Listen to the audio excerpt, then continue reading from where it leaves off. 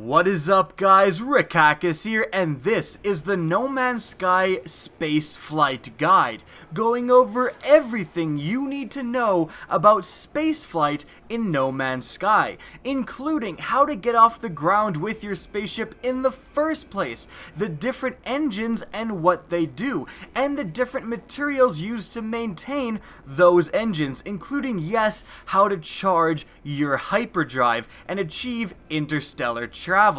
Now let's start at the beginning. When you first start out No Man's Sky, you're going to have a broken spaceship and you're going to have to repair it in order to fly in space in the first place. Now, in order to do this, the first thing you need to do is actually repair something that's not your spaceship. Go into your inventory, go to your multi-tool, and quickly repair your scanner. This is going to be immensely useful for the rest of the game. It's going to let you press down on your left thumbstick and initiate a pulse that is going to show you nearby materials. This is going to make your time gathering these materials much easier. Now, when repairing your spaceship, you're going to need mostly common materials. Then you might have to actually go into your inventory, click on an empty inventory slot in your spaceship, and click the square button on the PlayStation 4 to craft certain items like the sheets that you are going to need in your spaceship repair. But other items like the blue iridium, you are just going to have to go out and find in the environment, and that's where the scan is so useful in helping you know where to go.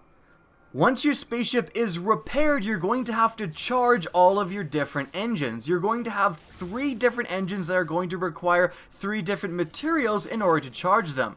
Your first engine is going to be your launch thruster. This is actually going to be the thing that gets you off the ground in the first place. Now, the launch thruster is very important in the sense that it uses about 25% of its fuel every time you take off from a landing site. So be aware of this. Don't land somewhere that you're going to have to leave right away or that there's no nearby objects because you won't be able to take off. Make sure you have enough fuel to land and take off pretty much all the time. And to charge your launch thruster, you're going to need plutonium. Plutonium is mostly available from these jagged rocks that you can find on pretty much every planet. Make sure again that you have a good amount of plutonium because you're using up so much fuel each time you take off and land.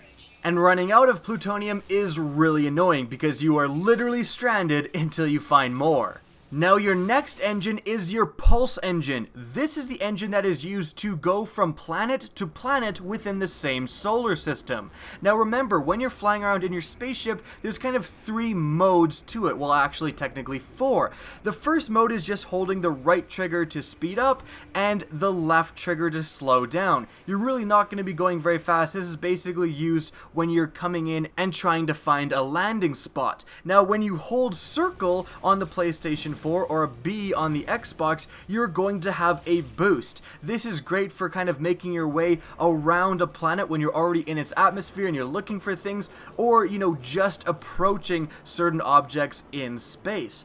But your pulse engine is going to be utilized by pressing both of the bumpers on your controller, and that is what is used to get from planet to planet, again in the same local cluster in the same solar system. You're going to hold down both of your bumpers. It's going to say entering pulse jump in 5, 4, 3, 2, 1. You're going to enter into your pulse jump. You're going to see yourself going very fast, and you're going to approach another nearby planet or a space station or just something out in space. This is definitely the drive you want to use, the engine you want to use to get to those different objects. If you're just holding down on circle, it's going to take like 10 minutes to get to the nearest planet.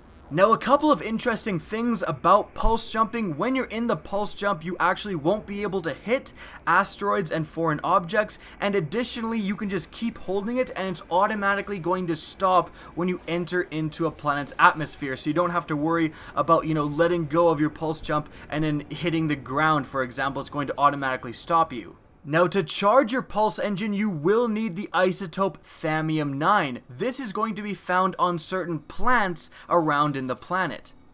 And the last engine we have is the Hyperdrive. This is the engine used from going from solar system to another solar system entirely. Now this is achieved by pressing down on the D-pad and opening up a special menu. You see which solar system you're currently on, you select another nearby solar system, and then you can go to that one depending on how much your Hyperdrive is charged. The more it's charged, the longer the distance you can go. If it's charged like fully, you can actually skip over certain solar systems that are adjacent to you and go to the very next one. So this is the engine that is used to achieve the absolute furthest travel possible. Now, very importantly, if you pre-ordered No Man's Sky, you're going to get a new starship as a pre-order bonus, the Dominash S-84. Now, you can actually go and redeem this right away at like the beginning of the game, and it actually comes with a little bit of a charge in your Hyperdrive, so you'll actually be able to make one jump to a new solar system automatically if you've pre-ordered the game. And you actually don't want to do this, because if you do that, and I kind of did that, so I'm telling you guys out of experience, you're going to miss out on somewhat of the tutorial. So if you actually want to know how to play the game properly and what all these things do, and trust me, you do, because you're going to be confused if you don't hyperdrive right away. Like, stay in your same solar system for a little bit, explore the planets there, do the tutorial, learn about the game a little bit more, and then utilize your hyperdrive. Now, charging your hyperdrive is actually a little bit complicated. What you're going to need is a warp cell, and you'll notice that it'll kind of send you to one of the merchants in the game, and it'll say, okay, you need a warp cell to charge this, and they never sell warp cells. Well, that's because you actually have to make one. The thing that you need to buy to charge your hyperdrive is Antimatter. Once you buy Antimatter, what you then need to do is go into your ship's inventory, press square to craft, and then you actually craft the warp cell with the Antimatter that you purchased and Thamium 9. Once you craft the warp cell, you're then going to be able to charge your hyperdrive, and it's going to go up by just a little bit. Now again, buying antimatter from a vendor is by far the easiest way to charge your hyperdrive, but you can actually also craft antimatter yourself. I haven't found the blueprints for it yet, but I do have the blueprints for electron vapor, which it says in the description it's used in creating antimatter. So you can create a bunch of things that is going to then combine to create antimatter, so you don't have to purchase it. But it's actually really not that expensive to purchase antimatter, especially if you're like selling your excess materials and really exploring properly and getting all of these items. It's really not that bad. But that is how you charge your hyperdrive. I know a lot of people are going to be confused about that, because I definitely was.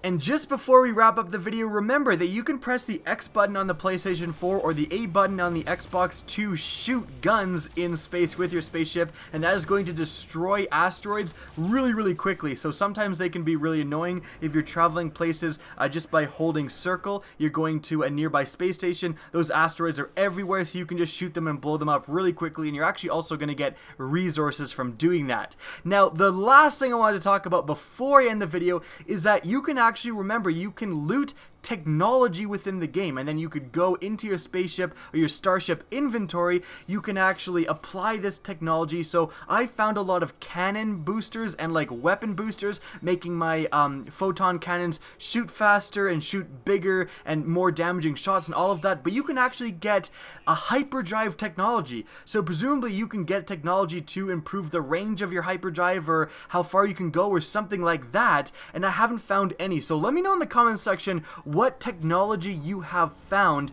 for your starship, because I'm really interested in knowing what that is. Now, that is going to be it for the video. That is everything you guys need to know about spaceflight in No Man's Sky. I hope you guys enjoyed and learned something new. Now, if you did, please remember to help me out by simply rating and especially sharing this video. If you guys want to see more No Man's Sky content, don't be afraid to slap that subscribe button. Now, if you want to get in touch with me and keep up to date with the latest channel activity, the best way is to follow me on Twitter. That's linked in the description down below at Rickhackis, as is my Twitch channel, which I'm definitely going to be streaming No Man's Sky. That's also linked in the description down below. You should definitely check it out. Now, that is it for the video. Again, I hope you guys enjoyed, and as always, have a good day. Now, the Cryptarch is just such a huge part of Destiny. He is so associated with the game, both in the positive, like when he gave you your first exotic out of a legendary engram, and the negative, like when he gave you blues out of your other 100 legendary engrams. But either way, he is just so strongly a part of Destiny, and that's why it's kind of sad to see him so heavily fallen from grace, become so essentially useless within the current state of the game.